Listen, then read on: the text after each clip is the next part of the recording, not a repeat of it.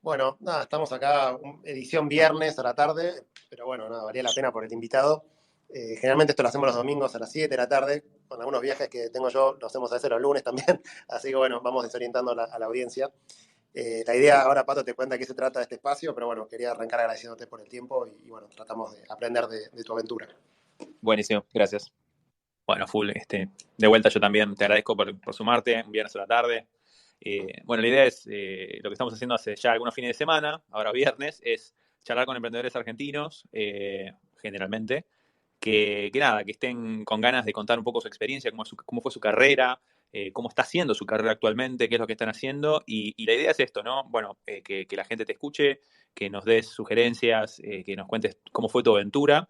Y hacia el final, si nos queda un poquito de tiempo, sé que estás con poco tiempo, pero bueno, si lo podemos hacer un poquito más de una hora sería ideal.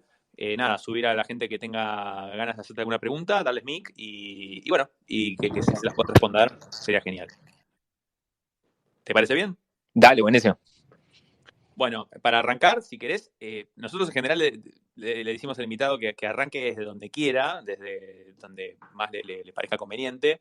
Puede ser tu infancia, tu adolescencia, no sé, lo que se te ocurra, de dónde sos, contarnos un poco qué es lo que hacían tus viejos, ese tipo de cosas. ¿No? Para contar, para aprender un poco del Guille de los comienzos de los 90. De una. De hecho, nací en 1990. Nací en la ciudad de Buenos Aires, pero yo estaba en el hospital. Nací y crecí realmente en Lanús, en la provincia, hasta que tenía más o menos 13, 14 años.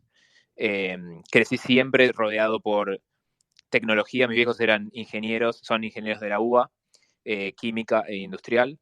Y mi viejo en particular siempre tenía la idea de, ¿viste? ¿Qué se viene en el futuro? ¿Qué hay que hacer para traer al futuro al presente? Y una de las cosas por las que se entusiasmó era de comprar computadoras, poner una computadora en la casa y después ver qué podemos hacer, ¿viste? Con esa computadora. No solo era comprarla, sino que era qué le podemos hackear a la computadora. Y entonces, desde chico ya siempre yo estaba con eso de qué le puedo hacer a esta computadora, ¿viste? Le meto software con el que no vino, le ponemos internet, o lo que ahora que tenemos internet, que hacemos, que es el paso siguiente, le ponemos Linux a la computadora, le sacamos Windows, o que ahora tenemos Linux, que podemos hacer, que podemos programarle algo, podemos hacer software.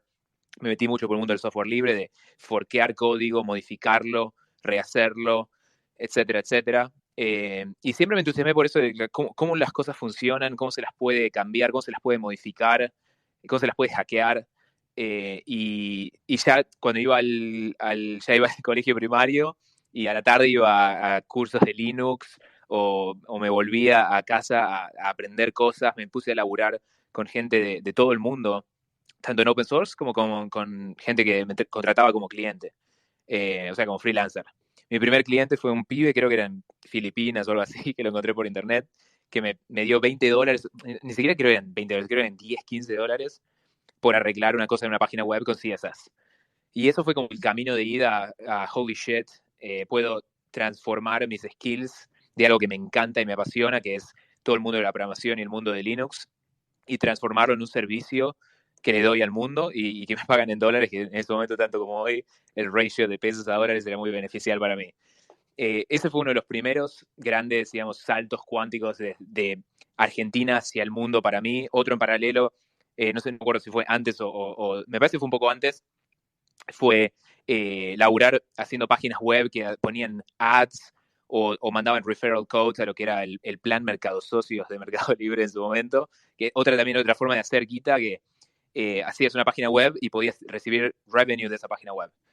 Siempre me gustó entonces el tema de programar, pero también cómo hacer ya sea negocios o emprendedurismo, crear cosas que pudieran escalar y que se pudieran vender tanto como productos o servicios.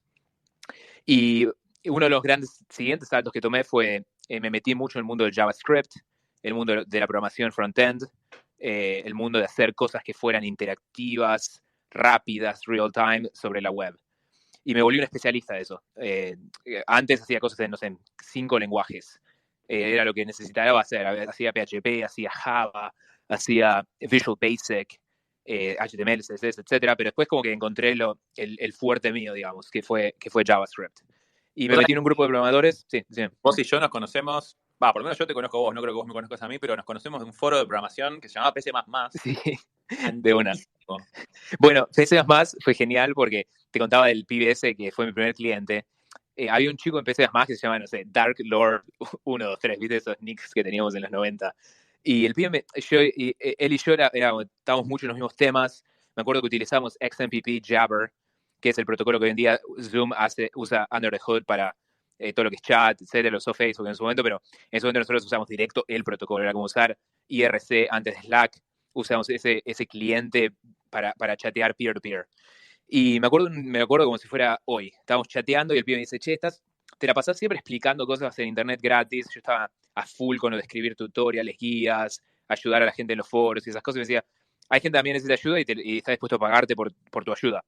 Y por ese pibe de PC+, entré ahí a un sitio llamado Scriptlens, que después lo compró inlens.com, que bueno, eso hoy en día es como Fiverr, sigue esa categoría de producto que te metes en un foro en un portal y decís, bueno, arreglame esto, este software, lo que fuera, por tanta cantidad de dólares. Y me entusiasmé porque era como un juego, viste, quería tener siempre 5-star ratings y quería, obviamente me pagaban, está bueno. Y también en ese momento fue cuando pasó esa transición a JavaScript. Me acuerdo que la gente me quería garpar, me decía, solucioname esto, solamente lo necesito con PHP. Y yo veía siempre, ¿cómo le meto JavaScript a esto? Y me acuerdo que a veces me pedía una boludez, tipo hacer una tabla con un CRM de ponerme, no sé, altas y bajas de pacientes, no sé, o de lo que fuera. Y yo veía, bueno, ¿cómo le meto en el cliente una animación y cómo le hago que... En ese momento me empecé a entusiasmar por lo del Ajax y lo de hacer llamadas remotas a un servidor directo desde el navegador. Y como que estaba obsesionado por ese tema. Y me resultó muy bien porque me metí en una comunidad online después de PC++, que era lo de MooTools, que era se empezaban a hacer los frameworks de JavaScript, y MooTools fue uno de los primeros, al mismo tiempo que jQuery.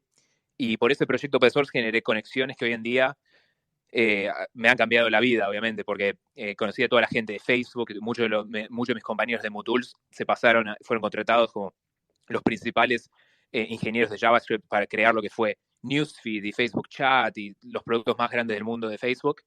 Y todo eso fue por el open source. Yo tenía 16 años y estaba en el grupo de contribuidores core de esta librería. Y esa librería después fue elegida por una startup de Suiza, en conjunción con una agencia de acá de Estados Unidos, de San Diego, y los pibes dijeron, che, contratemos al experto, está en la página. En ese momento no sabían que yo tenía 17. Mis viejos tuvieron que firmarme con un permiso para ir al exterior. Me fui a Suiza por unos meses y después, bueno, esa startup quiso lanzar acá en San Francisco. Dijeron, bueno, si vamos a lanzar en Estados Unidos tenemos que estar como en la meca de la tecnología, vayamos a San Francisco. Abrieron un office acá y ahí yo me quedé para siempre acá porque me entusiasmó lo de acá se puede hacer startup, se puede levantar de guita de VC, se pueden hacer proyectos, se pueden encontrar todos los expertos del mundo. Y bueno, eso fue como el camino de ida del open source al laburo en Suiza, de llegar acá a San Francisco. Guille, vos ahí, cuando contabas toda esta historia, para entender, estabas haciendo el secundario, ¿no? Sí. Ahí, ¿cómo es la historia? Dijiste, esto no va mal, el secundario no sirve para nada. Esa historia fue re jodida, porque yo era muy buen alumno en el comienzo. El primer año de la secundaria, esto era el Carlos Pellegrini, que fue fundamentalmente porque mi familia se mudó de Lanús a la ciudad, fue por tratar de estar más cerca del colegio, porque nos teníamos que comer un colectivo, el 37, de la estación de Lanús. Primero había llegado a la estación de Lanús y después te al 37 hasta el secundario. Era, qué sé yo, no sé, era una hora de bondi, y aparte siempre había algún quilombo con el puente, o que el puente estaba trabado, o en construcción, o con algún piquete, o lo que fuera. Entonces era un Death by a Thousand Cuts de todos los días, levantarse a las 6 para ir a tomar el bondi y todo eso, hago antes. Entonces nos mudamos, y yo me había entusiasmado, tal como lo que conté del sitio freelance, me gustaba tener las 5 estrellas, me entusiasmó mucho el tema de que el Carlos Pellegrini tenía examen de ingreso. Y me la pasaba estudiando, me la pasaba practicando. Siempre tuve muy buena memoria. Entonces yo memorizaba todo y lo repetía palabra por palabra. Ese era mi skill, era como el circo del curso de ingreso, era que la gente me decía, página 37, recitame, viste, de primera palabra a última palabra, y los subtextos, y las aclaraciones, y el texto estaba debajo de la foto, y yo lo memorizaba todo.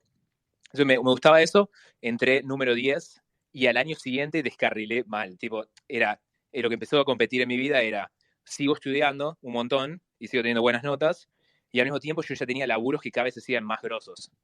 A veces me venían clientes de Estados Unidos y me decían, necesito este proyecto, lo tenés que terminar en, no sé, un mes y medio y te pago $5.000. Y en ese momento, viste, yo venía de hacer laburos de $20, $100, y de repente un pibe de 14, 15 años, y esto estamos hablando de, no sé, los 2000 algo, era mucha guita. Entonces yo me iba cada vez más por ese camino. Tenía un cliente en Holanda que no me paraba de dar laburo todo el día. Entonces, y aparte el time zone difference, laburaba con el pibe de Holanda. Ahora que lo pienso, me debería estar quedando casi todas las noches, despierto toda la noche laburando. Iba al colegio y estaba, viste, con, no sé, 4 o 5 horas de sueño. Entonces cada vez era como que competía, bueno, ¿a qué le doy más bola? ¿Al secundario o al laburo? Y la verdad es que a medida que pasaba el tiempo cada vez se hacía más jodido. Por el primer año me fue bastante bien. Segundo año ya no estaba ni en pedo en el top 1% de mejores estudiantes del Pellegrini. Después, tercer año ya, viste, aparte del Pellegrini está bueno, cada vez se hacía más jodido. Cuarto año y quinto año fue muy duro. Y ya quinto año ya no solo era tener laburos del exterior, sino ya se veía, viste, que me llegaban oportunidades de negocio, yo había hecho un plugin para WordPress que una compañía me lo quiso comprar y yo ya me daba cuenta que el software que estaba haciendo lo podía vender, pero ni siquiera tenía que laburar yo directamente. Podía hacer software y venderlo online. Entonces era como cada vez menos, darle bola menos y más bola a todo lo que era la contribución open source y laburar para el exterior. Pero ahí, digamos, cuando estabas en tu casa, le decías a tu viejo, bueno, mira, no, al cole no voy más, ahora estoy con esto, ganando en dólares. ¿Qué te decían en tu casa y cómo fue después cuando dijiste, bueno, voy al colegio y me meto full en esto? Lo más jodido era que como que yo tenía los dos caminos y los dos eran muy promising. Justo ayer me encontré con un amigo que es contribuidor de Next.js, es de acá de Michigan, y los padres son argentinos. De Tucumán el padre y la madre no me acuerdo dónde era. Y el padre fue al Balseiro, Instituto Balseiro. Y eso cuando me lo dijo ayer, justo me lo encontré acá en SF ayer el pibe. Me dice, Balseiro, me acordé que yo en un momento cuando yo era todo en meterme en el mundo académico, estar re entusiasmado por algún día ir a estudiar ahí, ponele. Y yo tenía como esos dos caminos de o me meto a algo re académico y sigo estudiando, o me tiro al abismo del mundo comercial y de las compañías y de hacer cosas. Entonces como que para mis viejos fue natural, o sea, obviamente deben haber visto el cambio que es sorprendente, y no es nada natural en el sentido de los demás, nadie en el secundario hacía esto, pero lo que veían era evidencia de, obviamente los dos caminos son prometedores, pues veían que, por ejemplo, yo hasta ayudaba a mis viejos con guita, porque recibía los dólares y a veces capaz a mi viejo no le iba tan bien algún año o algún mes o lo que fuera, y yo compraba algo que necesitábamos o lo que fuera. Especialmente cuando todavía estamos en Lanús. Y entonces como que para mis viejos sí era sorprendente la situación, pero al mismo tiempo es como que veían que tenía mucha notoriedad lo que yo hacía y obviamente hacía guita y todo eso. Entonces, ya quinto año fue cuando menos iba al colegio, las notas se fueron medio al carajo, y cuando las oportunidades más grosas salieron. Me acuerdo una vez me llamaron de Facebook, me conectaron con un recruiter de Facebook, esto cuando recién Facebook arrancaba, de hecho. Siempre cuento la historia de que me podía haber metido en Facebook tipo el primer año o el segundo año, porque los flacos estaban metiéndole fuerte a lo de JavaScript. Les apasionaba el tema de hagamos que, por ejemplo, le das al like, ¿no? Y antes la vieja escuela era, si vos haces una transacción en un sitio web, por ejemplo, le das like a una historia, había que refrescar la página entera. Había que ir al servidor, había que pedirle que te reconstruyera toda la página. Y JavaScript como que revoluciona eso, que hoy en día, obviamente, lo cuento eso y parece es una huevada. ¿Cómo? Un botón que haga una llamada remota y que solo se actualice el estado del botón, me parece una boludez. Pero en ese momento era como la gran invención, que los dos pioneros en esto eran Google y Facebook. Entonces yo ya estaba empezando a laburar con esa clase de gente. Y entonces cuando ya en quinto año, como que ahí un día dije, chao, todavía tenía 2 materias, y dije, bueno, ya fue, me voy a Suiza, me empiezo, lo único que hacía era laburar y todo eso. Guilla, hay varias preguntas. ¿En el Balseiro qué querías estudiar? Siempre, y hoy en día es medio controversial, me interesó la física nuclear. Sigo convencido de que que se habla mucho hoy en día, especialmente acá en el Valle, de cuál es la energía del futuro, cómo solucionamos el global warming, etc.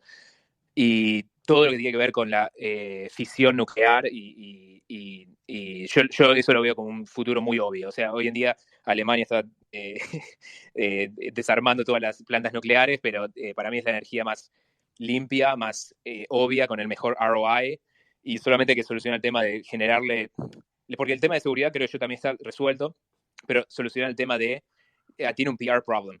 En ese momento yo no lo sabía, obviamente, todo esto, pero siempre me interesó el tema de lo que es la física nuclear. Entonces, sabía que había mucha reputación asociada con eso y que aparte hay muchos, como, digamos, algo que me llama la atención siempre en Argentina, es como que hay muchos focos de estudio o de especialización vertical en el que Argentina se destaca y capaz nadie del mundo lo sabe. Por ejemplo, la seguridad informática, ahora está pasando vuelta con cripto, creo yo, y eso también me interesaba muchísimo saber que como que había ese pequeño foco de gente muy grosa estudiando junta en un lugar.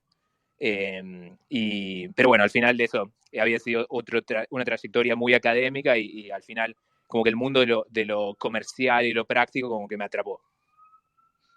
Entonces, hay un Guille paralelo que hoy está haciendo un Sí. rastro. Tal cual, o algún Guille del futuro, pero tal cual. Siempre, justo al encontrarme a este chico ayer, lo estaba pensando, está hot en mi mente, pero viste, pasa mucho también acá en el Valley que cuando la gente termina de hacer una compañía se mete, viste, a agarrar otra. Entonces no lo descarto a futuro meterme en otras cosas, pero hoy en día Vercel está, hay tanto para hacer todavía que 100% metido en eso. O sea, del frontend a armar un reactor nuclear es como un buen cambio de paradigma. Es como de frontend a backend. Pero bueno, eso es lo bueno del Valley también, es que viste, Elon salió de hacer PayPal a hacer SpaceX, a hacer Boring Tunnels, etc. Entonces, el tema de las asociaciones con los expertos y lograr cosas muy ambiciosas siempre sigue latente esto acá en el Valley. Acá con Pato Molina hay una discusión, unas charlas en general de la gente que por ahí se recibe y como que está muy contenta que se recibió de algo, versus la gente por ahí no estudió nada y no está diciendo que se recibió. Vos, digamos, que alguien te pregunta, ¿qué recomendás? ¿Que estudien, que no estudien? Y para mí cada uno tiene que ser mi conclusión más grande es que cada persona tiene que hacer el camino más auténtico de acuerdo a su personalidad, historia, pasión, etc. Y eso es algo que a lo largo de mi carrera siempre he vuelto. Por ejemplo, mi primera startup no era de relacionar tanto con el frontend y el JavaScript y el desarrollo y las herramientas de desarrollo. Pero si miro hacia incluso las primeras veces que usé una computadora, eso siempre fue a mí lo que me apasionó. Por otro lado, toda mi trayectoria de aprender a programar y todo eso fue autodidacta. Fue de buscar contenido, información y probar cosas, e iterar y prototipar y forkear, etcétera. Cosas que ya existían o que se estaban creando en Internet. Entonces, es medio natural que yo no iba a ir a un lugar porque estoy muy interesado por lo que todavía no se ha hecho ni se ha estudiado. Entonces, es como un trailblazing, digamos. Entonces, para mí, el camino de ir y sentarme a estudiar algo que ya alguien escribió no era auténtico para mí. Pero para otras personas, lo de, por ejemplo, capaz se motivan por entender de pe a pa todo lo que ya se ha sabido y estudiado de algún cierto dominio y no descubrirlo as you go. Entonces, para esa persona, ir a una universidad y tener un PhD en Machine Learning puede ser lo más adecuado para su trayectoria. Lo que sí creo fundamentalmente es que, volviendo a lo del Carlos Pellegrini, a mí me ayudó muchísimo tener, era como yo tenía osmosis a distintos contenidos, que capaz después no los sabía perfectamente, pero sigo muy convencido de que toda esa experiencia fue increíblemente útil para mí. Es como que yo fui a la universidad, pero no fui realmente. Primero porque teníamos contenidos que eran muy interesantes y eran preuniversitarios. Segundo porque había muchísima variedad de materias y de contenido. Entonces, esa exposición, mi nueva working theory es que hay que darle más bola al high school que al college. O sea, como que el ímpetu fue hacia, hagamos que lo más importante de la carrera académica de una persona es arranca cuando tenés 18. Porque antes no estás lo suficientemente maduro o lo que fuera. Para mí habría que eso anticiparlo 10 años. Arranquemos a darte más contenido más interesante y más profundo a los 12, 13 años. Y después cuando tenés, no sé, 18, 20, ya haces la que se te canta. O te metes a algo más profundo o lo que fuera, pero tenés más opciones. Y fuiste expuesto a más cosas. En vez de, te doy matemática, lengua, historia. Listo, por 5 años. Entonces, introducir cosas más prácticas, introducir programación antes. Ahora invertí en una compañía de Argentina, Coder House, porque me interesa mucho enseñar a programar antes, enseñar a programar más rápido a la gente. Y yo creo que va a haber nuevas formas, no es ni una ni la otra. Va a haber cosas más híbridas, va a haber enseñanza de programación que arranque antes. De hecho, ahora lo estoy pensando mucho porque tengo hijos y me encantaría que aprendan a programar ya, desde hoy.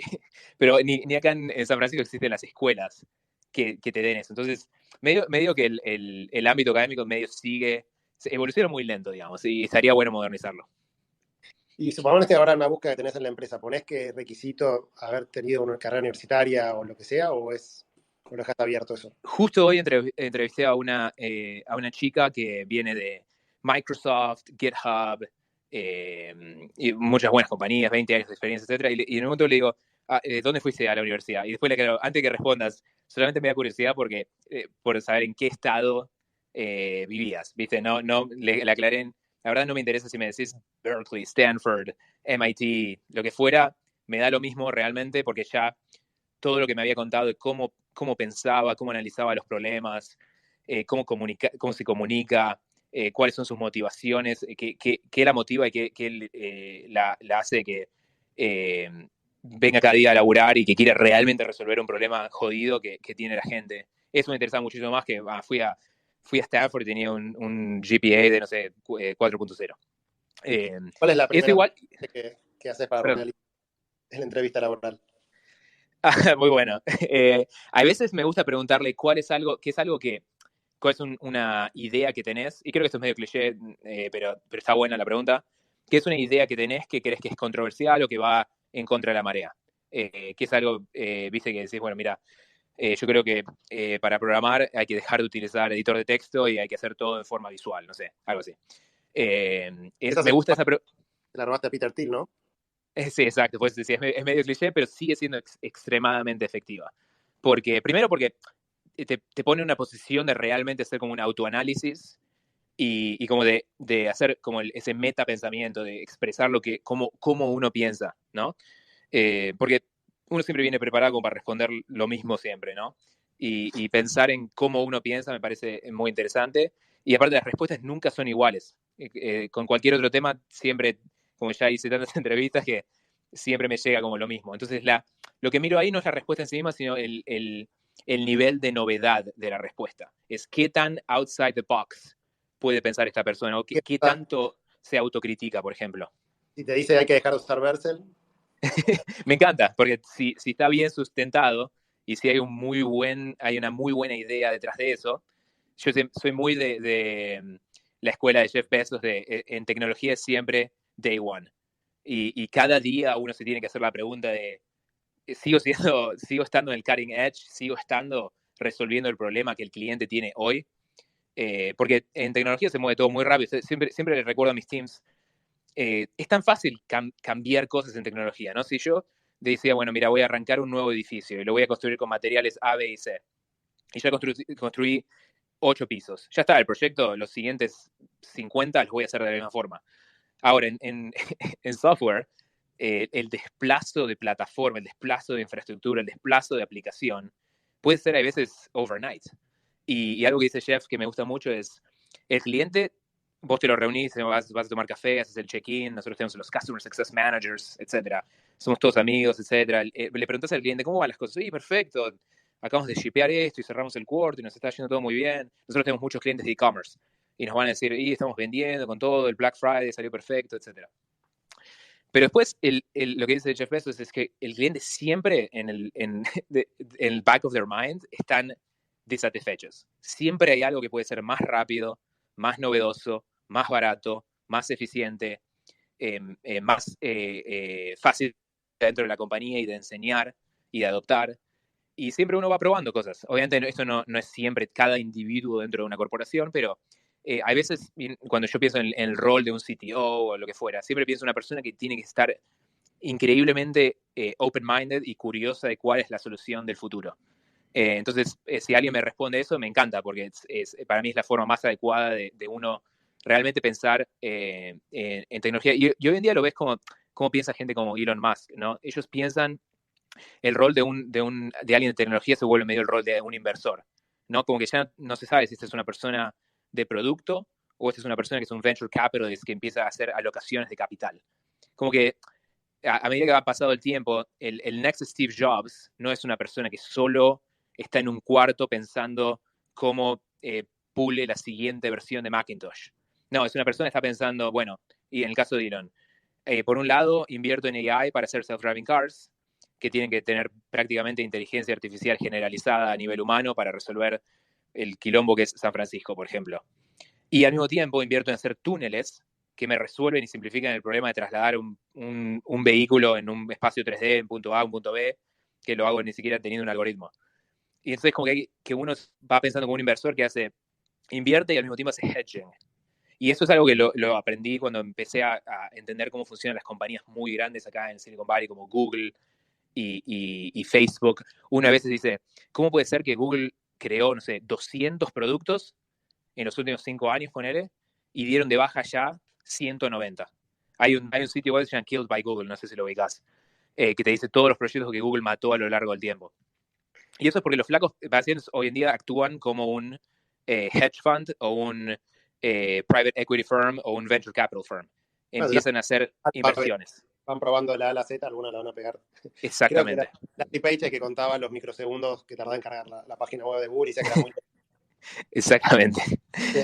Ahora volvemos a tu historia que quedó ahí en el secundario en Pellegrini y nos vas a contar cómo en el secundario llegaste a Silicon Valley, pero con todas estas series que hay ahora de la historia de Uber, de WeWork, de Dropout, de Teranos, todo esto, y vos que estás en Silicon Valley que ha levantado bastante capital, ¿qué visión tenés, digamos, de crecer rápido, levantar plata, contratar, growth, profitability? ¿Cómo ves todo eso que está tan en boga ahora? Mira, creo mucho en la capacidad de las compañías para hacer hiperescala. A mí una vez, cuando todavía no tenía Product Market Fit, me acuerdo un día estaba en Quora y me acuerdo, no sé cómo caía una pregunta de alguien preguntaba por qué Microsoft es tan buen negocio o algo así, o por qué, no, la pregunta creo era por qué Bill Gates se convirtió en la persona más rica del mundo, por qué Bill Gates, por qué Microsoft, por qué Windows. Y una respuesta daba la explicación de que obviamente es muy difícil hacer algo como Windows, ¿no? Pero una vez que ya lo hiciste y te pasaron todos los tests y te pasó el QA de lo que fuera, lo que hizo Microsoft es, bueno, lo pongo en un CD. El costo marginal de replicar ese CD de una copia a cientos de millones de copias, que fue lo que vendieron con Windows, es prácticamente nulo. O sea, cada CD te cuesta 0.0005 centavos, prácticamente no hay error en el proceso de copia y lo haces lo escalás muy rápido el proceso. Si mañana te llega una orden y esto estamos hablando de los 90, ¿viste? Ni siquiera estamos hablando de internet de alta performance, cuando, digamos, se creó Microsoft, se creó Windows. Eso a mí me impactó mucho eso porque te habla de la escala. O sea, hacer Windows es un proceso muy poco escalable. Ahí es cuando ves las series de social network y ves que hay que motivar a los hackers y hay que darle el almuerzo y los juegos y las peleas y el drama y todo eso va a existir en cualquier proyecto humano, ¿no? Pero una vez que se cerró y se hizo un deliverable, escala como ninguna cosa que se ha visto en la historia de la humanidad, de esa capacidad de escalar con unos márgenes de profit impresionantes y una velocidad de movimiento impresionante.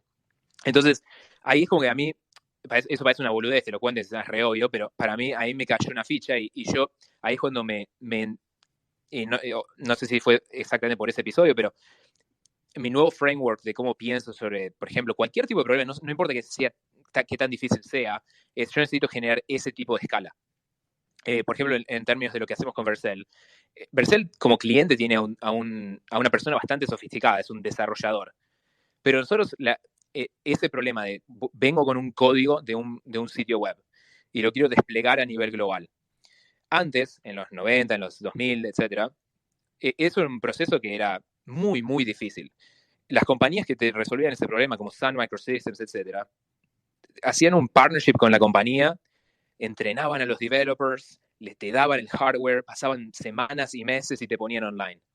Mi idea era, ¿cómo hago para generar que con 3 clics el developer importe su repositorio, nosotros lo construyamos y lo desplegáramos globalmente? Y no solo lo desplegáramos globalmente, cuando estuviera desplegado, que fuera muy fácil y que fuera muy fácil, muy rápido y que nunca se caiga. Yo tenía esos constraints. Y eso es lo que llevó a que, ¿por qué los inversores están tan entusiasmados por Vercel? Es porque tenemos lo que se llama Product-Led Growth. Era como, yo no tengo un CD, pero vas a vercel.com para sign up incluso es más rápido que traer un CD. Vos le das al botón de sign up o de import y se hacen toda una serie de procesos automatizados que fueron muy cuidadosamente diseñados para que yo no tenga que ponerte a un agente de soporte que esté mirando por encima del hombro y ayudándote a desplegar ese sitio web. Y nosotros tenemos la métrica, como decías, la métrica de Google, que es responder en un microsegundo la respuesta. Nosotros miramos cuánto es el time desde sign up, le llamamos de time to confetti, porque cuando importás el sitio exitosamente, ponemos confetti digital, digamos, hecho con SVGs, para celebrar que completaste tu primer deployment. Y entonces nosotros nos obsesionamos por eso, no solo es que llegues al confetti, que llegues lo más rápido posible y que llegues sin ayuda. Y eso es lo que nos da la escalabilidad global. Hoy, justo recién leía un tweet que alguien me decía, ¿por qué está todo el mundo hablando de @Vercel? Y yo, eso obviamente es lindo escucharlo, no solamente porque la gente esté hablando de Vercel, sino que nosotros no hicimos nada en particular para, no sé, obviamente hacemos eventos y conferencias y todo eso, pero todo nuestro crecimiento se da porque alguien dice, resolverlo con Vercel, llegan a Vercel y se ayudan a sí mismos a completar una tarea. Eso es lo que te da la escalabilidad a nivel, vos me preguntabas por qué tiene sentido levantar guita, crecer tan rápido. Es que una vez que resolviste fundamentalmente ese motor, que es el motor fundamental de la compañía, yo a veces siempre le digo a los emprendedores que hagan cosas muy simples y que lleguen a ese 0 to 1 de tener un core, de tener un engine, y después como que, no te digo hacer lo que se te canta, pero podés ya empezar a actuar más como un inversor. Digo, capaz me meto en el mundo de analytics. Vercel tiene un producto de analytics. Capaz me meto en el mundo de los monorepos. Vercel tiene un build system para proyectos muy grandes, para cierta categoría de compañía muy grande. Entonces, como después, una vez que resolviste ese core, ese strong, ese núcleo que es sólido, ya te puedes empezar a invertir y expandir en más cosas. A eso es lo que le pasa a los emprendedores novatos, y ciertamente me pasó a mí muchas veces, es arrancar ya con, no sé, 20 value propositions y 20 features y 20 productos, y decir, pero ni siquiera sabemos si tenemos uno que realmente aporte ese valor y tenga esa clase de escalabilidad. Y antes de ir con Vercel, contanos un poco dónde hemos dejado. Pellegrini, decís chao, me cansé, me voy a Suiza, y cómo sigue la película. Bueno, la startup de Suiza abre una oficina acá en The Embarcadero, que es como la costanera de San Francisco, y nos meten en un coworking space que era WeWork, antes de que WeWork existiera. Y ahí eso fue alucinante porque sigo contando y cada vez que lo cuento me sorprende. En un espacio de, no sé, era media cuadra ponerle al edificio. No, ni siquiera media cuadra, era, no sé, ponerle el tamaño de una esquina multiplicado por 2. Nació Instagram ahí. Yo lo vi como una película, vi cuando estaban los pibes ahí en el escritorio haciendo la idea fallida y después hicieron el pivot a la idea que realmente funcionó. Ahí arrancó Twilio. Creo que Twilio fue la primera persona, como que, viste, llegas a un lugar nuevo y conoces a la primera persona que, no sé, te dice hola o lo que fuera. Me parece que fue el CEO de Twilio. Que yo me quedaba laburando muy tarde y ya no había casi nadie en el edificio y estaba siempre, a veces, viste, está el mito de la gente exitosa realmente laburó mucho, la pegó, y cómo es la movida. Yo te digo un par de data points. La gente de Instagram era muy eficaz. Laburaban muy fuerte. No levantaban el culo del escritorio, pero ponele estaban religiosamente de 8 a 6. El pibe de Twilio era una bestia. Ese es más mi estilo. Era llegar a las 8 y irse a las 9. Y ese era el pibe con uno de los pibes que primero conocí ahí en ese grupo. Eso era cuando eran todas literalmente startups. Twilio eran 5 o 6 personas en ese momento. Ahora es una compañía que creo que vale, no sé, 30 billones de dólares.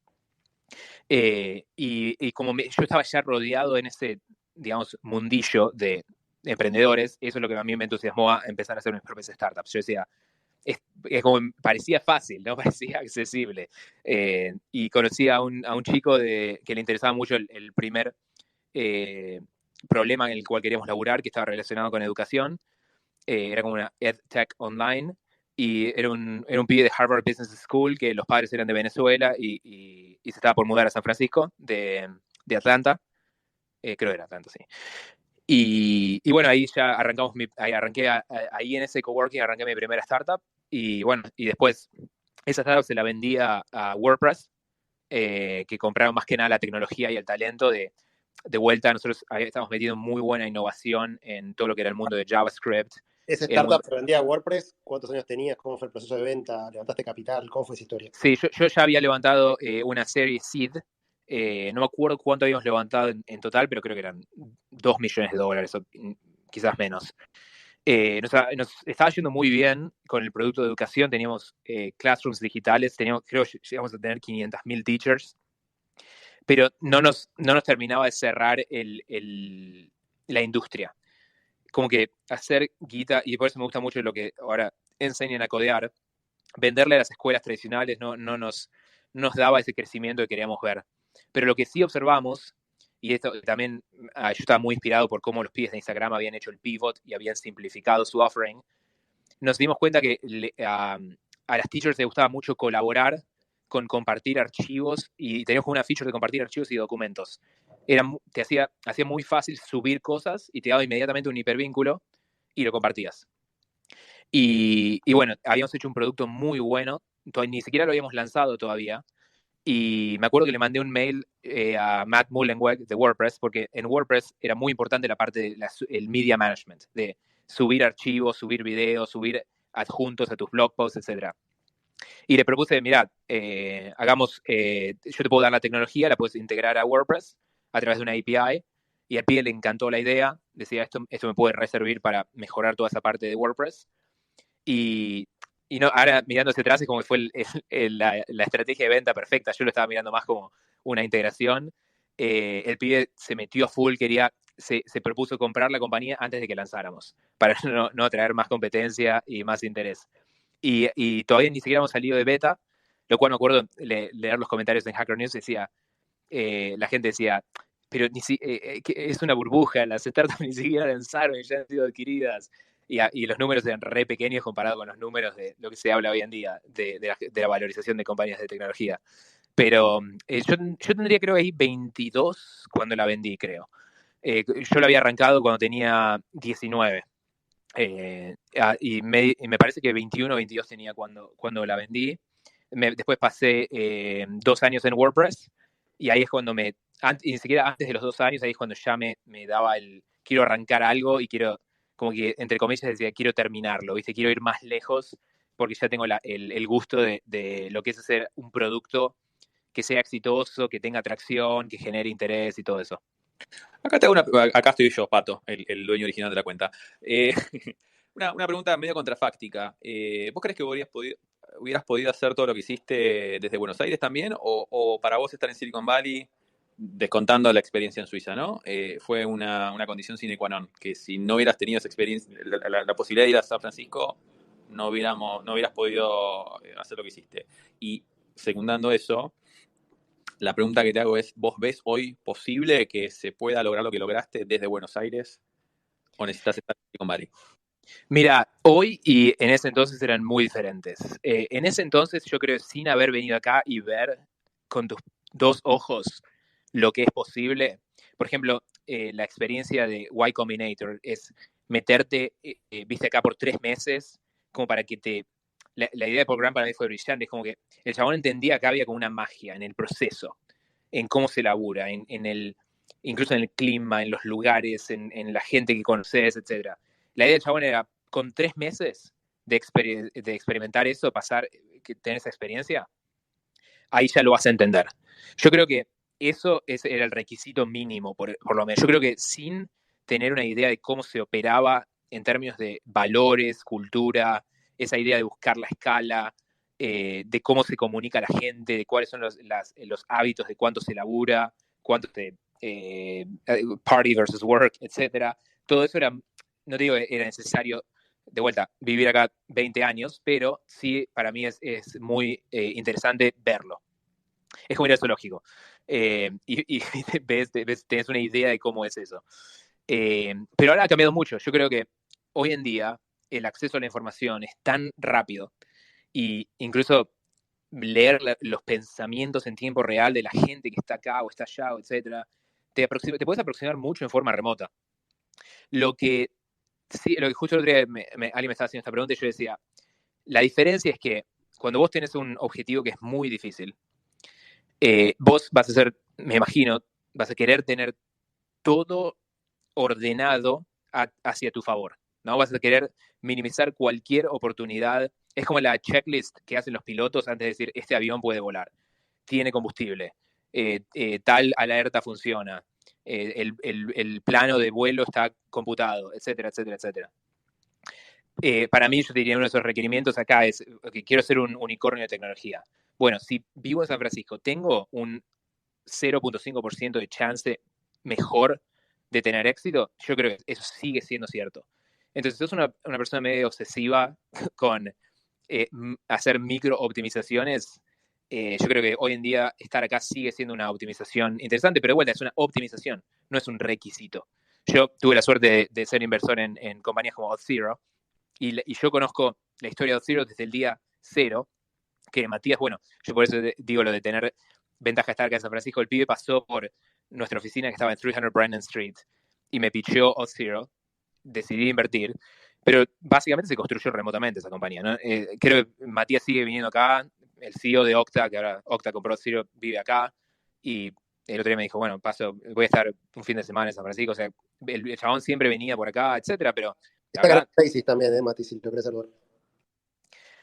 muy poco tiempo, mientras que yo viste, pasé, no sé, el 99% de los últimos 10 años acá. Entonces, es una microoptimización. El meat and potatoes de una compañía es el producto, los valores, la gente, el mercado en el que opera, la escalabilidad del negocio, los márgenes. Esas son las cosas fundamentales, y eso no va a tener nada que ver en términos objetivos con dónde está el fundador posicionado geográficamente, ¿no? Pero a veces esa posición geográfica y cultural sí aporta una optimización a ese proceso. Acá, Gaby, estamos usando los dos la cuenta de Pato para confundirte nomás, pero que diferencie la voz. Las preguntas buenas son de Pato y las mías son así. No, está Mati acá en el Spaces y bueno, y Pato de Mural también estuvo y son amigos. Hay cosas parecidas y diferentes en las historias. Obviamente la más diferente que vos vivís allá y ellos por ahí no pasaron mucho tiempo allá, pero sus cofundadores estaban allá. Sí. Nada, digamos, si vos hoy tuvieses que recomendarle a alguien que está escuchando que quiera armar, como si vos un unicornio de tecnología, le dirías, vení para San Francisco o buscate un partner en Estados Unidos y seguir a Argentina. ¿Qué consejo le podrías dar?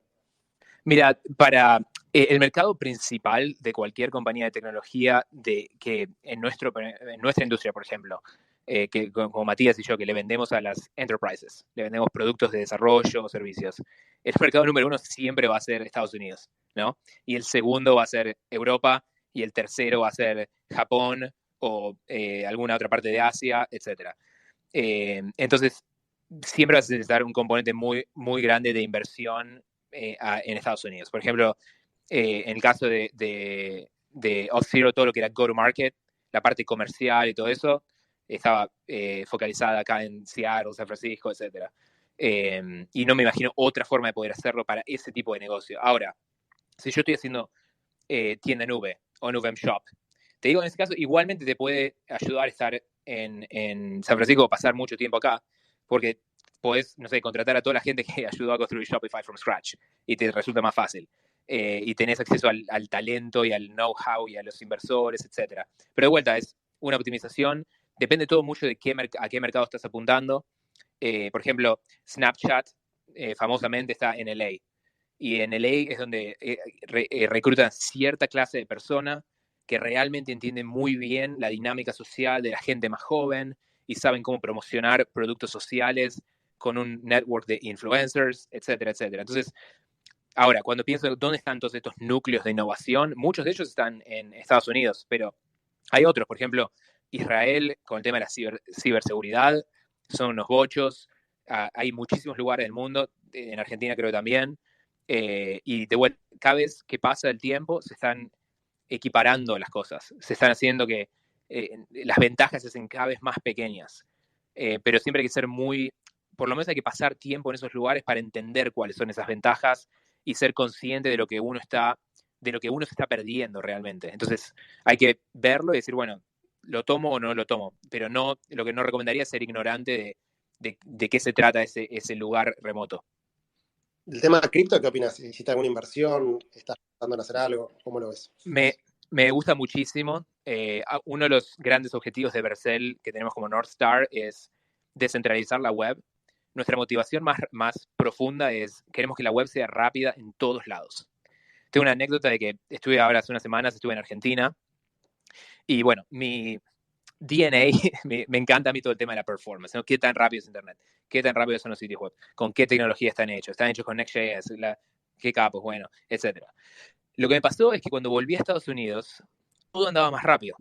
Era como que podía respirar nuevamente. ¿Y por qué es esto? ¿Es porque Fibertel es pedorro? ¿Es porque nuestra fibra óptica es peor que la fibra óptica de Estados Unidos? ¿Es porque, no sé, no tenemos iPlan y acá tenemos Comcast, etcétera? No. El Internet, la calidad del Internet en sí mismo, el ancho de banda y la capacidad del cable de transmitir información son equivalentes. Ahora, ¿cuál es el problema? Es que toda la data y todo el cómputo de la nube, de Internet, todos los .com y todo eso, la gran mayoría están todos en Estados Unidos. Particularmente, lo cual es muy gracioso, están todos en una ciudad en particular, que es Ashburn, Virginia.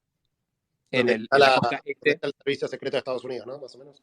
Sí, y donde está todo ahí. Está cerca de DC, está cerca de Nueva York, está cerca y ahí es donde está la nube, entre comillas. Están todos los data centers de Amazon, están los data centers de Google y de Azure.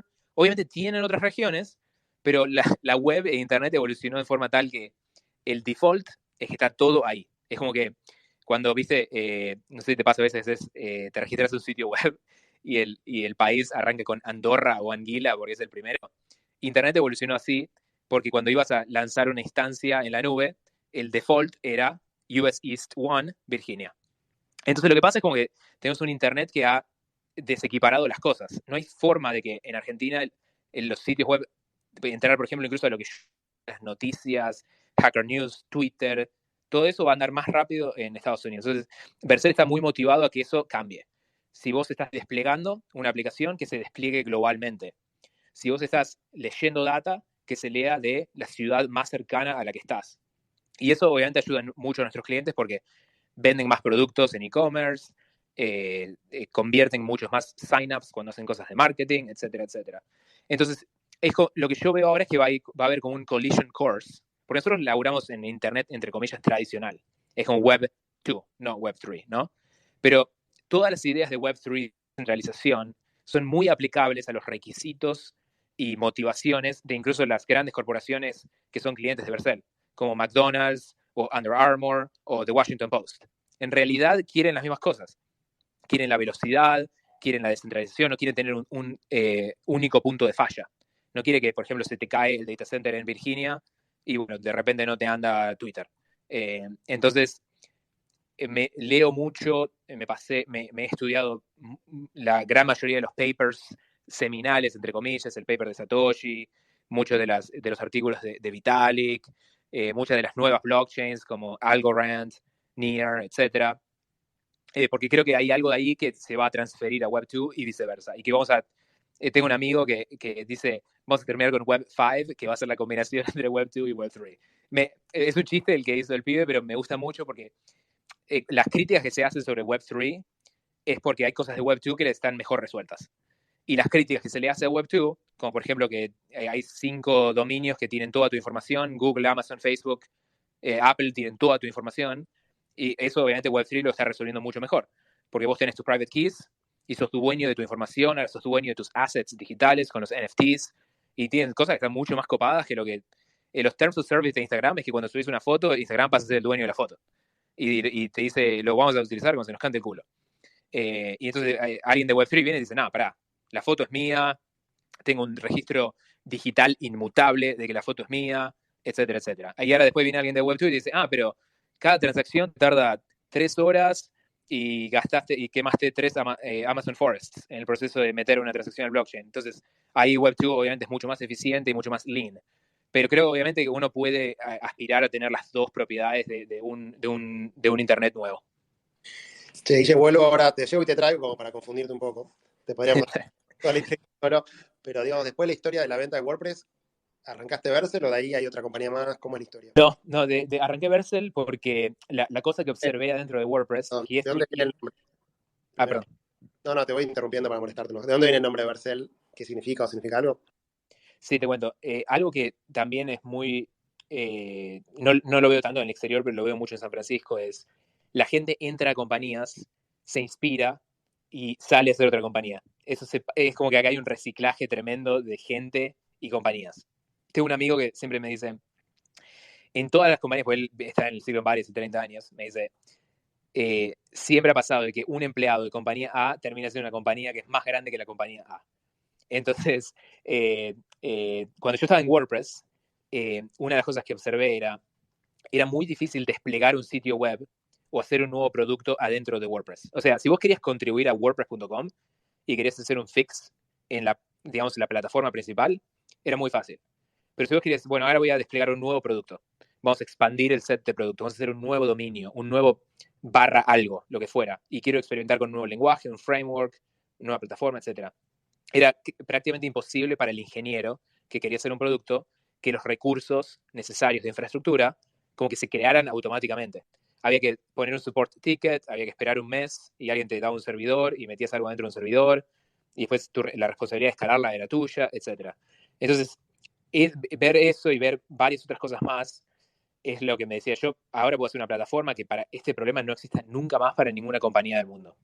Y salí y el primer problema con el que me enfrenté fue lo difícil que era, incluso en 2016, lo difícil que era desplegar una página web en Internet. Esa fue como el aha moment. Yo tenía que hacer el sitio web para mi nueva compañía. Para Guille, vos estás diciendo que en el 2016, o sea, hace 6 años, ponele, te diste cuenta de algo que por ahí cualquiera lo hubiese pensado, ¿no? Pues desplegar una página de internet, si me decís en el 94, en el 95, en el 97, pero en el 2016, ¿cómo puede ser que eso sea válido que pasaba en ese momento? Yo tuve WordPress y es verdad, para hacer algo tenés que contratar a una empresita que te lo haga algunas cositas. Tal cual. Y era imposible de usar WordPress si te metías adentro. Pero ¿cómo puede ser que vos te diste cuenta de eso y nadie más se dio cuenta en ese momento?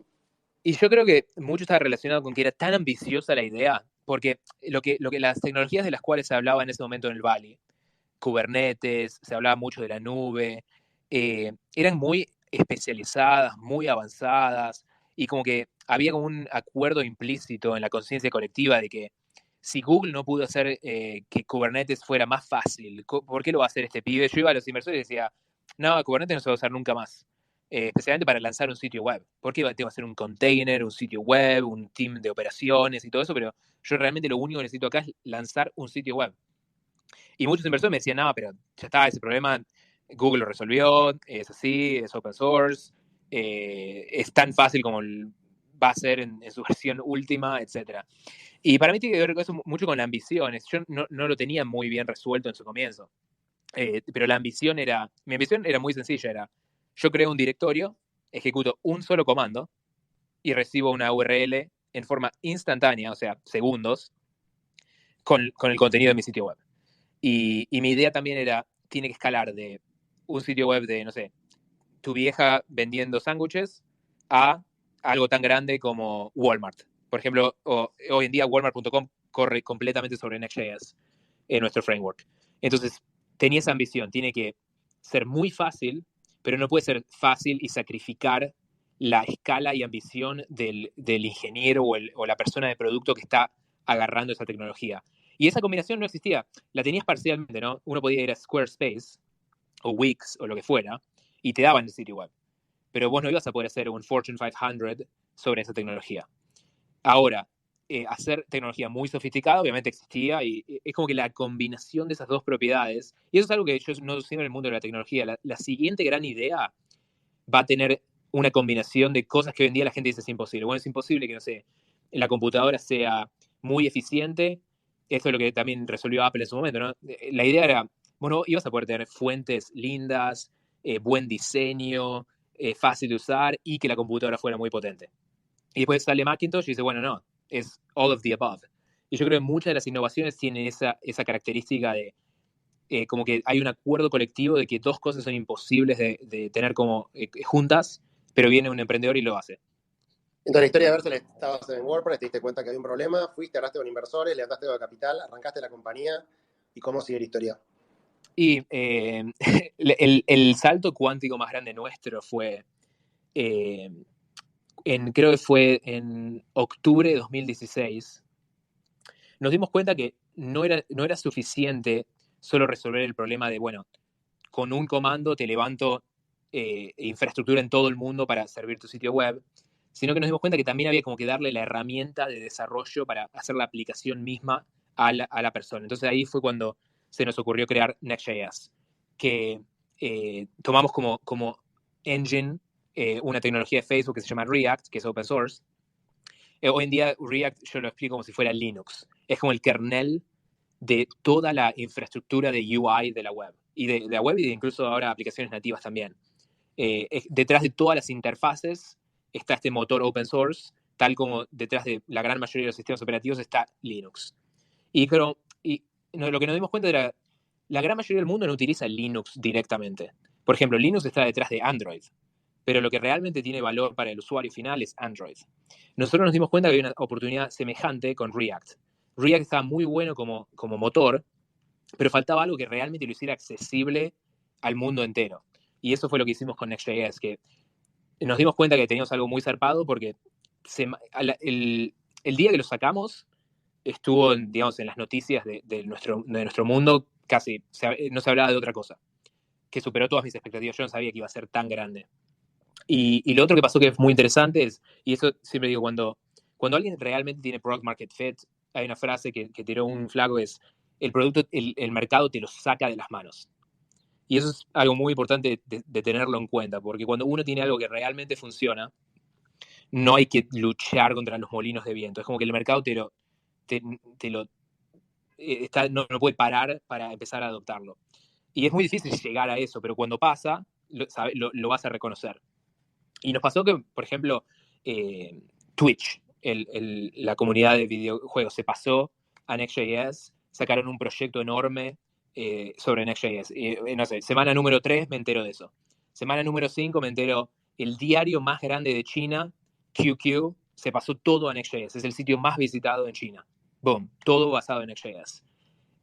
La semana siguiente, Apple está pasando todo a Next.js. La semana siguiente, Walmart. La semana siguiente, Target. La semana siguiente, Zillow, Trulia.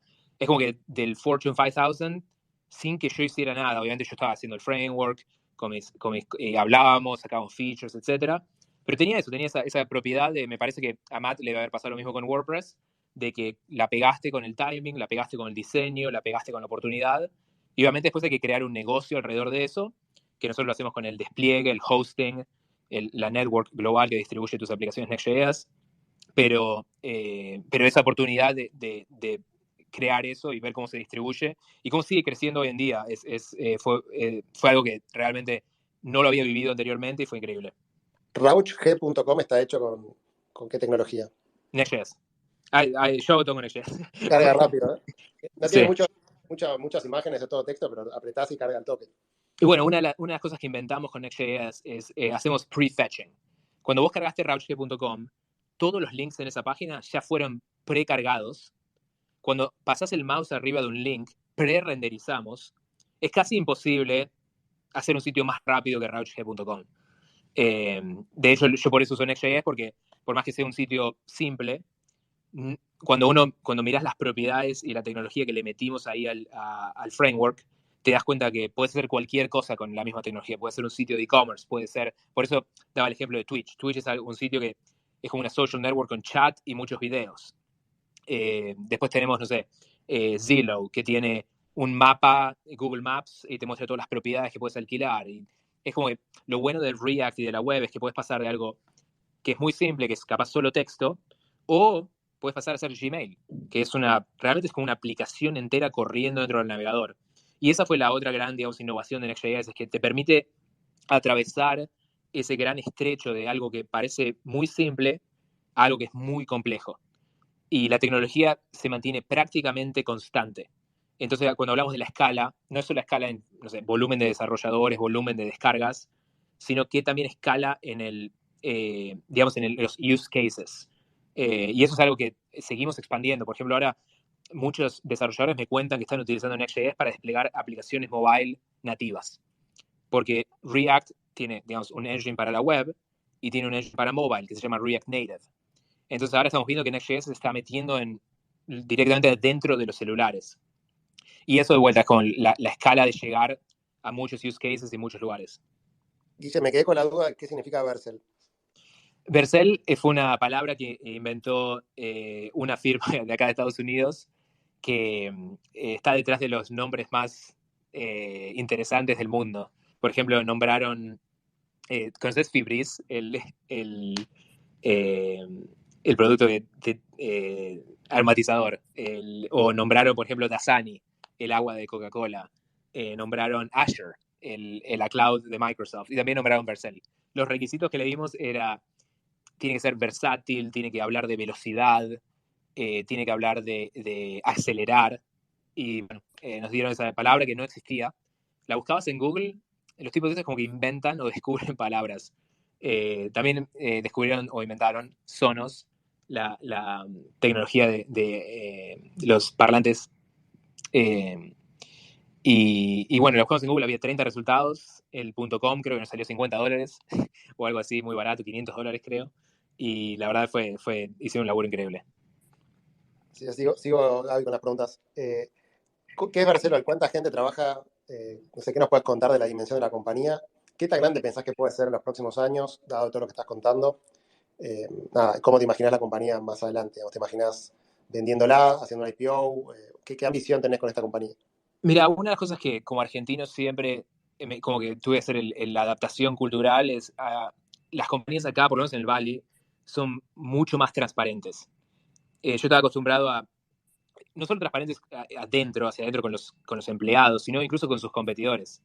El otro día hablaba con el CEO de GitHub y me decía que a él también, él es de Alemania, me decía, a mí también acá me sorprendió que a veces te sentás a tomar café con tu competidor y se cuentan en qué están laburando. ¿Viste? El nivel de transparencia acá es muy, muy alto. Y lo que me atrae del IPO es que nosotros estamos muy orgullosos de cómo estamos en nuestra posición de mercado, nuestros números, nuestras intenciones a futuro, etc. Y la idea de tener ese check and balance de cada quarter tenés que hablar de la performance de la compañía, de dónde está el mercado, de hacia dónde estás yendo. Pensar que te da transparencia no solo a vos, a tus empleados, a la familia de tus empleados, a los amigos de la familia de tus empleados, a todo el mundo. Y para mí eso es un fitness function muy bueno. Es una gran invención el hecho de que se tenga que sentar el CEO, CFO, COO, etcétera, y tengan que hablarle al mercado y decir dónde carajo estamos y cómo vienen los números, etcétera. Es un buen ejercicio. Entonces eso me gustaría. Creo que en términos de vuelta con Reach, Next.js sigue siendo muy pequeño en términos relativos, en la cantidad de workloads que podemos soportar, como te decía, por ejemplo, más tipos de dispositivos, más use cases, lo de centralizar la web, lo de que el engine de Next.js corra en todo el mundo, no solo en Virginia, y que todo sea muy rápido, tanto a nivel data y a nivel cómputo. O sea, hay varias generaciones de la tecnología que todavía no han sido desarrolladas. Entonces, por ahora seguimos creciendo, tenemos 340 empleados o colegas, y la verdad, obviamente se habla mucho de los mercados y todo eso, de que ahora están en caída o en subida o lo que fuera, pero nosotros lo estamos mirando esto como un proyecto a largo plazo y nos estamos divirtiendo. Pato, pregunta de rigor, ¿algo más? Sí, a ver, si pudieras hablar con el Guille de hace 10 años atrás, ¿qué recomendación le darías? Recomendación principal, como mencionaba antes, lo de elegir un camino que sea auténtico al individuo. Hay tantos tests de fitness a lo largo del camino, de near death situations y tests a nivel hablarle primero le tenés que hablar a los inversores, después le tenés que hablar a tu compañía en el All Hands, después le tenés que hablar a la prensa, después le tenés que hablar a los analistas, después le tenés que hablar a la nueva clase de inversores que no son como los inversores seed, son los inversores growth, y después le tenés que hablar a Goldman Sachs, y etcétera. Es como que siempre hay tests y si realmente no estás muy convencido y muy inherentemente motivado y apasionado sobre lo que estás haciendo, creo que es imposible. Es como hay un garbage collector que ve que hay una dangling reference y te saca. Y entonces eso para mí es lo principal. El siguiente consejo sería lo que hablaba antes de cuando hay product market fit, lo vas a saber. No hay tanta vuelta de rosca. La mayoría de los modelos de negocios siguen siendo bastante simples. Obviamente todo lo que es en cripto hay cosas muy raras, como los stablecoins y todo eso, pero si hablamos de los modelos de negocio de software, son bastante simples. Recomiendo mucho el tema de la transparencia con el resto de la comunidad y con uno mismo, especialmente con el tema de la data y de afrontar la data día a día, semana a semana, y decir, bueno, esto está creciendo, no está creciendo, cuántas veces se nos cayó la API, cuántas veces, cuál es la performance que estamos observando, mirar la data y confrontarla y hacer que el feedback fluya también. Otra cosa muy fundamental de pedir feedback, valorar el feedback y dárselo a otra gente. Y la verdad es esos tres ingredientes simplifican mucho las cosas.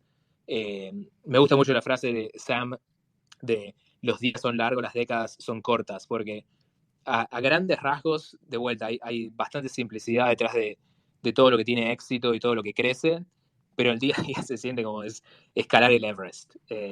Ese sería mi advice principal. Bueno, mientras esperamos a ver si alguien tiene ganas de hacer alguna preguntita y pide un mic, acá te dejo a Gaby que va a hacer la última pregunta. Y si alguien tiene ganas de hacer alguna preguntita a Guille, por favor que pida mic. Guille, la pregunta sería, con todo lo que sabes ahora, con toda tu experiencia, suponete que mañana te dicen, bueno, Guille, ya está, Vercel ya está, ahora tenés que dedicar a hacer otra cosa. ¿Qué harías? Te decía, me gusta mucho lo de las formas de energía alternativas. Sí, o sea, si me tuviera que ir del mundo, completamente del mundo de la infraestructura y DevTools, que es mi bread and butter, te respondo con círculos concéntricos. Me interesa mucho el tema de las herramientas para developers y la infraestructura. Después me interesa mucho el tema de nuevas formas de que la gente colabore y trabaje juntas. Después me interesa mucho el tema de en el segundo círculo también tendría el tema de conectar a la gente en forma más positiva. Mucho de lo que he hecho en los últimos 10 años es realmente despegarme de toda la negatividad que uno se puede meter, ya sea debates políticos o news o lo que fuera, y enfocarme en lo que a mí me gusta hacer y lo que creo que le puedo aportar valor al mundo. Y después, como tercer círculo, te diría eso de buscar formas de prolongar y mejorar la calidad de vida de la gente y del planeta. Que obviamente es medio cliché que el emprendedor de un .com se meta en cosas de esas características, pero realmente es cuando uno siente que puede tener impacto, está bueno generar, trasladar ese impacto y mejorar la calidad de vida de la mayor cantidad de gente posible. Y los que están escuchando, vos estás siendo Angel Investor, invertiste en varias compañías que fuiste nombrando. ¿Cómo es esa cuestión? ¿Estás ahora invirtiendo? ¿Qué le puedes decir a los que nos están escuchando? Sí, invertí en muchas compañías. Es un gran recordatorio de que es muy jodido hacer una compañía que funcione bien, porque tuve un lucky streak en el comienzo de que invertí en 3 compañías que le ha ido muy bien, casi una detrás de la otra. Una es Auth0, otra fue Scale AI y otra fue Clearbit. Y después he invertido en muchas compañías, pero viendo los procesos de cada una, te das cuenta que realmente es jodido hacer crecer una compañía, es jodido hacer que algo sea muy grande, pero hay varias que he invertido que son muy prometedoras y se está yendo muy bien. Hay una que se llama Sanity, que hace CMS, que se está yendo muy bien. Hay una que se llama Tiny Bird, es una compañía de unos fundadores españoles que está haciendo una base de datos para datos en tiempo real, para Analytics, que es una locura. Creo que me la juego, creo que quizás sea mi mejor inversión ever. Pero sí, me interesa mucho el tema de ayudar a otros emprendedores y recibo muy buen feedback. O sea, los ayudo en los primeros días con consejos, temas de producto y cosas así. Y bueno, genero valor para... Es una forma de escalarme a mí mismo, ¿no? No puedo ejecutar en todas las ideas que me gustaría ejecutar, entonces invertirse en un par. Si alguien quiere contactarte, que te tweet, ¿cómo hace? DMs en Twitter. Me gusta Twitter. Buenísimo. Bueno, bárbaro. Una última pregunta. ¿Tu favicon? Hola. Sí, hola, ¿sí me decís? ¿El favicon de Rauch G es el default del browser o le pusiste algo raro? Pues supongo que viste ese detalle. No, vos sabés que nunca lo tengo como to-do item, nunca, si lo hubiera hecho, lo que pasa es que es una code-based Next.js de los comienzos de Next.js. Hoy en día Next.js te da el triangulito como default. De hecho, es buen feedback porque tendríamos que tener una regla de linting o de conformance que le sugiera al developer. Me tendría que advertir, Rauche.com no tiene favicon. Pero le tengo que poner uno. Después lo pusheo. No, perdón, O pero mandamos un soy medio request. obsesivo. Soy medio obsesivo. Lo Me primero que viene encanta. es el favicon, el tuyo no veía. Digo, qué Me raro. encanta, me encanta. Igual también lo pensé, viste que el logo es un cuadrado. Siempre pienso, no sé si me gusta ese logo, si tengo una R o algo. Me ganó el análisis parálisis. Después se lo pongo. Listo, bueno, abrimos a preguntas. Gonto, ¿estás por ahí? Sí, gracias, Javi. ¿Qué Gonto. haces, Guille? ¿Cómo andás? La pregunta que te hago siempre fascina. Algo que me fascina siempre que hablo con vos es tu visión del futuro. Siempre siento que vos ves el futuro distinto al todo el resto de los seres humanos. Y esto de que vos hablabas de los componentes y de verse en el pasado, ¿dónde crees que te nutrís del conocimiento para hacer eso? ¿Es algún blog? ¿Es hablar con cierta gente? ¿O de dónde crees que sale el conocimiento para hacer eso? Mira, obviamente es jodido responder en forma muy general, pero algo que trato siempre de hacer es analizar las cosas en términos de los fundamentos de lo que es fundamentalmente posible a nivel físico. Que, por eso decía, incluso la experiencia de haber estado en Argentina y sentir que el Internet esté tan lento o capaz ver a un desarrollador hacer algo y ver cuántos pasos está tomando, cuántos errores recibe. Un concepto que ahora con el cual vengo muy obsesionado con el tema de productos, no sé si lo han escuchado, es el tema de exposure hours. La mejor forma de mejorar un producto es monitorear cuál es tu número de exposure hours a la persona que está usando tu producto o que tiene el problema que estás tratando de resolver. Y siempre entonces trato de pensarlo desde first principles, ¿no? ¿Qué es posible a nivel fundamental?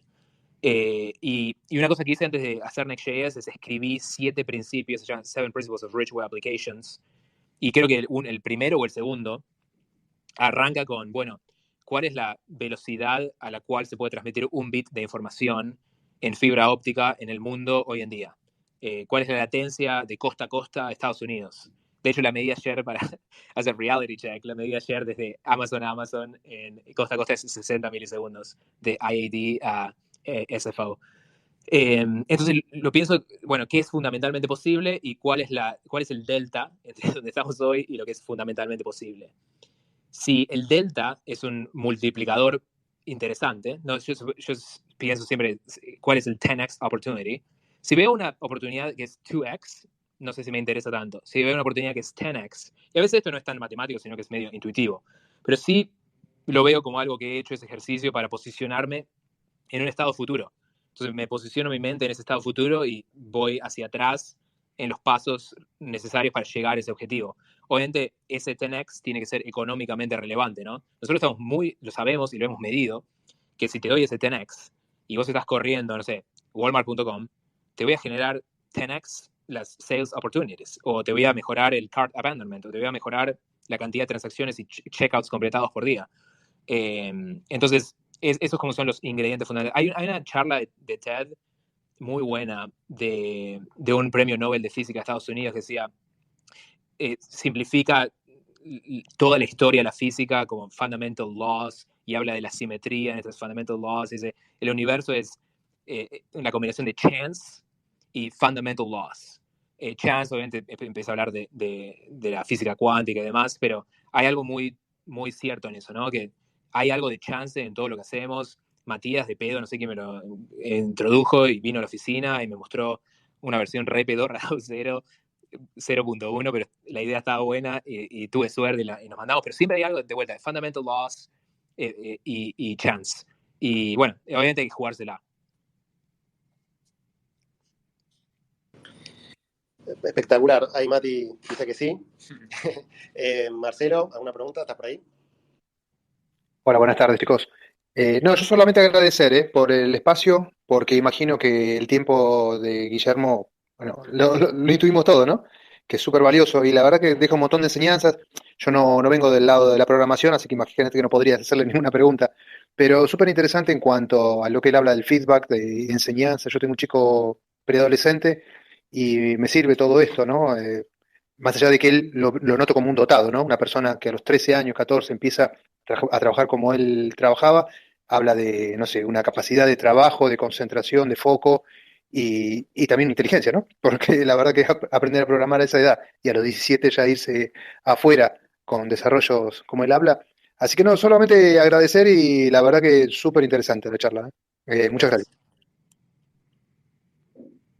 Bueno, muchísimas gracias, Marcelo. Guille, no te robamos más tiempo. Fue una de las mejores charlas. Acá estábamos con Gaby diciendo impresionante las cosas que nos dijiste, aprendimos un montón. Espero que cuando estés en Buenos Aires, no sé, nos podamos, siempre tratamos de manguear un cafecito con alguien De una. que nos cae bien, que vayamos a almorzar o algo, pero la verdad, súper interesante. Te agradecemos un montón por tu tiempo, muy, muy generoso. Fuiste con respondiendo preguntas y contando tu historia. Así que bueno, en breve lo vamos a subir a nuestro podcast y bueno, te mandamos un gran abrazo de acá de la distancia desde Argentina. Muchas gracias. Abrazo. Chao, chao, gracias.